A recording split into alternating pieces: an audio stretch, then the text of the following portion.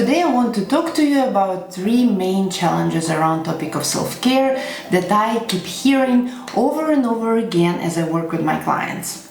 Based on this experience, I have concluded them in these three main beliefs or challenges, as I've said, and these are: first one, self-care is selfish. It's too much self in it, so to say, and I feel guilty for taking time for myself. Second one, I am too busy and I don't have time for self-care because I'm over busy. And then third one, I cannot stick to self-care. I cannot stay consistent with my self-care practices, and accordingly, I feel lonely in this journey towards self-care. What we can do about these barriers, these challenges, these struggles around this topic, this is my video today for you. How to overcome these three main barriers, challenges, misconceptions, whatever you prefer to call them, around topic of self-care. First one, self-care is selfish. If you feel somehow guilty for taking time for yourself and thinking that self-care is selfish, I want to convince you today, or at least try that to do so, that self-care is actually opposite. It's very opposite from being selfish. It is actually very responsible and loving and kind act towards others, because the more genuine care you give to yourself, the more genuine and generous care you can provide to others. Think about it in this way. When you encounter a person who is not happy, who is miserable, who even may be angry or irritated, usually this behavior is a reflection of how they feel about themselves.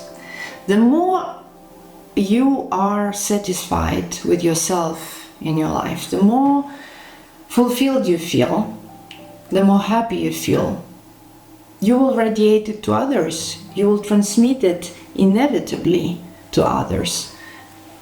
Opposite is the same. The more you feel miserable, that you are lacking something, that you are lacking time for yourself, that you're never arriving to meet your own needs, you will transmit it to others, whether you want it or not. So think about this as this cup that we keep bringing this example, and it's simple but yet powerful, that the cup that is full will overflow to others. The cup that is full, it's not just full for itself, but it will overflow. It will be able to share with others. It will be able literally to pour into others from what it has, because we know that we cannot give what we don't have. So, as we say, you cannot pour from an empty cup.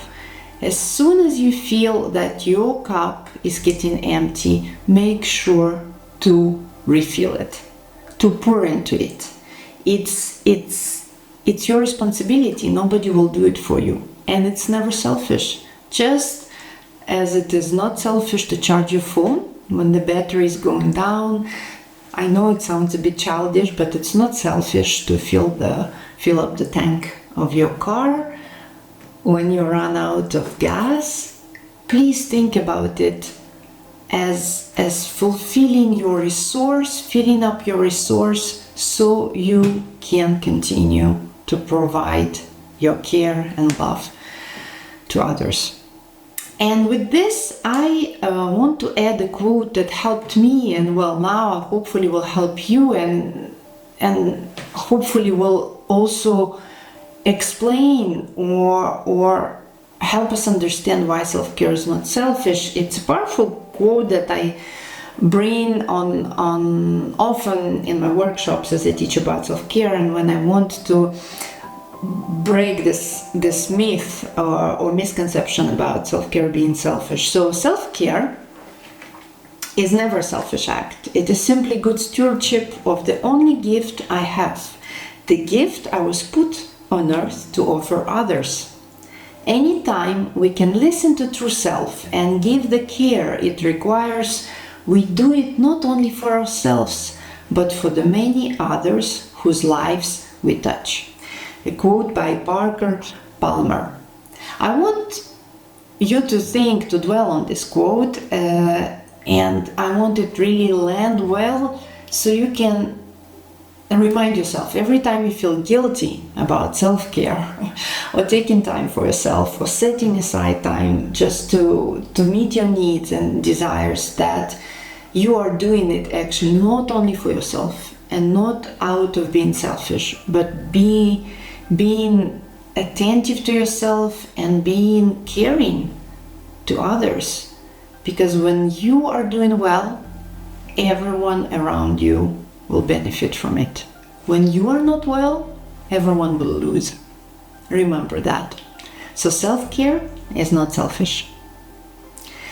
Second one, I am too busy. I don't have time for self-care.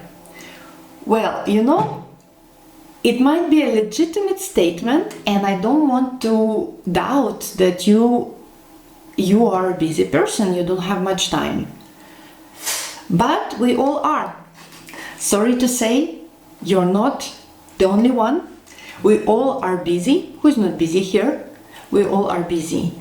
What is that solution to this busyness, to this lack of time, to this constant feeling of not having enough time for yourself? What is this solution?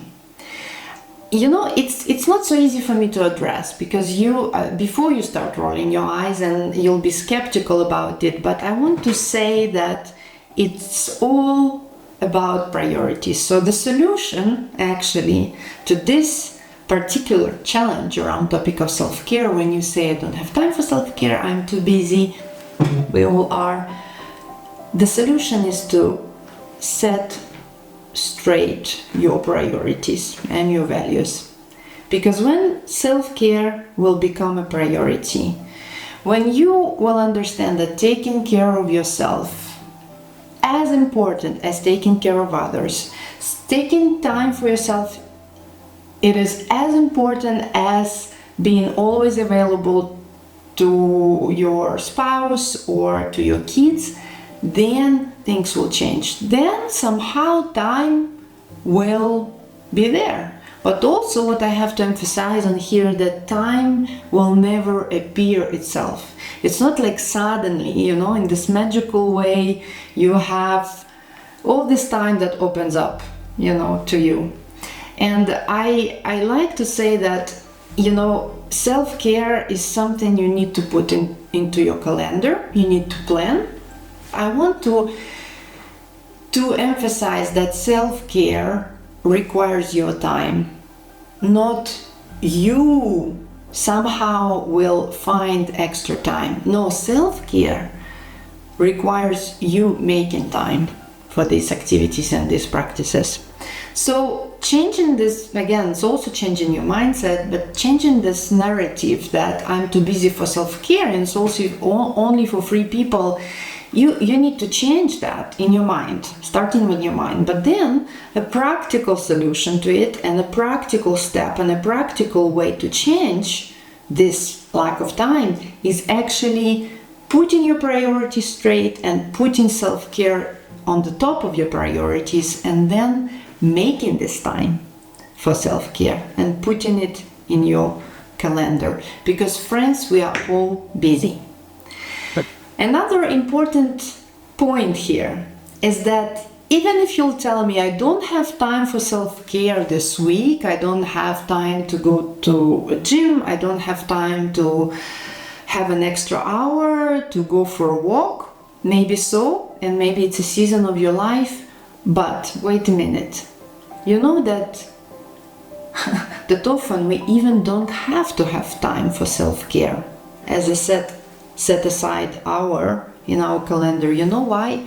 Because self-care is not only a wellness procedure. It's not only something very, tangible. Self-care starts much deeper, and actually the way you think about yourself, the way you talk to yourself, the way you imagine your life, the way you just think about this world, it's all a part of self-care, of a holistic approach to self-care, and profound self-care and meaningful self-care starts inside of you. So you don't have to have a lot of time to start changing your thoughts from negative to positive.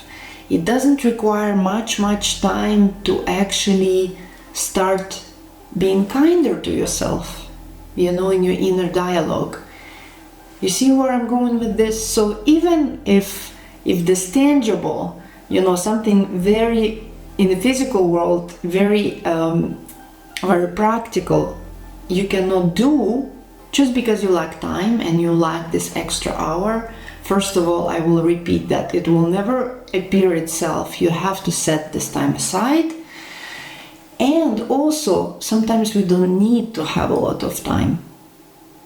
Just don't have to have this extra hour to sit there and journal. Maybe you literally don't have that, but you can already, on your way to work, in your car, while you're waiting for a traffic light, start taking care of your thoughts. Start taking care of your mental state. Start questioning these negative beliefs about yourself. That's already self-care. I hope that helps. To remove this barrier, one of this big challenge that sits there to tell you that you don't have time for self-care because you're busy. Let's move on to a third one. I cannot stick to self-care. I cannot stay consistent with self-care. I start something as a self-care practice and I drop it, and I actually, with this, feel lonely in my journey towards self-care. Here's what I have to say. You cannot do true self-care alone. We are talking here about true self-care. You cannot do true self-care alone.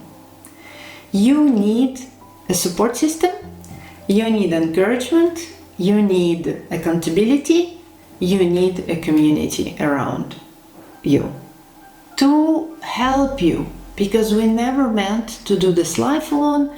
The same as with self-care, but somehow we tend to believe it's almost awkward to ask for help around this topic. It's almost strange, it's almost embarrassing. Unfortunately, we do tend to think that somehow we can do it alone.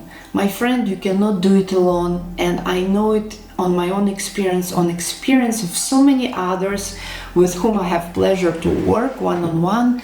You cannot do it alone.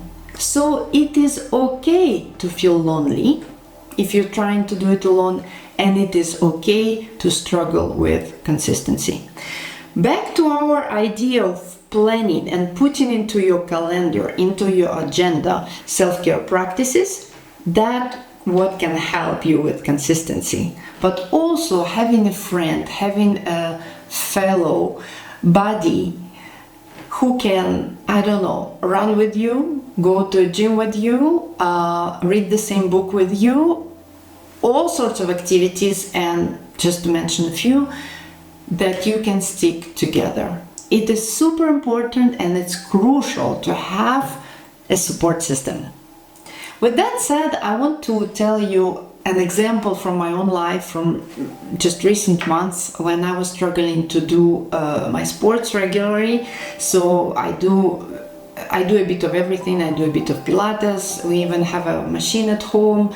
Then I bought this abonnement, as we call it in French, to go to a gym. And I see this friend in my office that passes by, and she said, Anna, I struggle to do sport regularly. And I'm like, I'm at the same place. I am literally in need of a buddy, to go to gym together. And so we started, thinking about how we can do it together. It's not easy because it's a commitment, but it's been a massive shift in how I do sports right now, because I do know I will have to either have a reason not to go, explain it to her.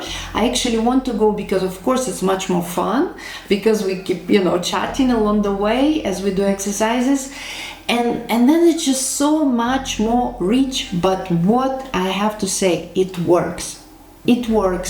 And if you're super disciplined, maybe you can do it yourself. Maybe you can stay motivated by yourself, which is a rare case, but normally and usually you need the other. And of course, sport is very common example, probably a common area where we all have struggle, and we drop it. We start with New Year resolution and all these decisions and goals to go to your practice, whatever you do, or do your running regularly, and we drop it. Self-care is much more than going to a gym or drinking your water, which is already a big part of self-care practices. What I'm saying here is that you need someone with whom you can do it and get support. If you're listening to this and you have not yet joined my Facebook group, I know it's a virtual world, it's a bit less maybe motivating to you, might be the case because it's through online, but it's a community we have where we support each other, and that's probably where you can start to find that spirit, that vibe, and feel that support, because you need others and you need the support system to stay consistent in your self-care journey. So self-care is not selfish. You're actually a very responsible person if you take care of yourself. So others don't have to rescue you, from a burnout, from an illness. You're actually thinking of others if you're taking care of yourself, because the more you care for yourself, the better care you can provide. Then you are not the only busy person in this world. We all are busy. So when you think or say you don't have time for self-care, it's actually about your priorities. If you put self-care on the top of your priorities and will follow through and put the whatever self-care you choose now to do that in your calendar, you will make this time for self-care. And third one, to stay consistent in your self-care journey, you need the other, or few others. So join Facebook group if you have not yet done so, and I will see you in our next video.